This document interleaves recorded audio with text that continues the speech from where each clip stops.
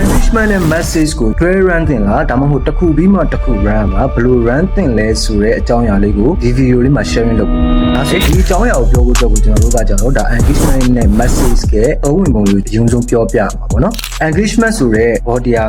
သူ့ရဲ့ကြော်ညာ post ကိုဒါမှမဟုတ် video ကို like လုပ်တာ comment ပေးတာ share လုပ်တာပုံကိုကြည့်တာစာကိုဖတ်တာဒါတွေအကုန်လုံးကိုကျွန်တော်တို့ဒါ engagement ဖြစ်တယ်လို့ယူဆပါတယ်ပြီးတော့ message ကတော့ရှင်းပါတယ်ဒါကျွန်တော်တို့ page ကို message အများပို့တာပေါ့နော်တွဲ run တင်လားဆိုကျွန်တော်ကတော့တွဲမ run တင်ဘူးလို့မြင်ပါတယ်နော်ဒါကျွန်တော်တယောက်တည်းအမြင်ဖြစ်ပါတယ်ဘာဖြစ်လို့လဲဆိုတော့ကျွန်တော်ကြော်ညာ post ကိုအရင်ဆုံး engagement နဲ့အရင် run တင်ပါတယ်ဘာဖြစ်လို့လဲဆိုရင်ကျွန်တော်ပဲချက်ကြည့်လိုက်ပေါ့နော်အများကြီးဝယ်စားနေတဲ့ဆိုင်နဲ့လူတစ်ယောက်မှမရှိတဲ့ဆိုင်နဲ့ဆိုရင်မိတ်ဆွေပဲဆိုင်မှာစားမယ်ဒါကတော့ရှင်းပါတော်တော်များများကတော့ဒါလူအများကြီးရှိတဲ့ဆိုင်မှာပဲဝယ်ပြီးတော့စားကြည့်ကြပါတယ်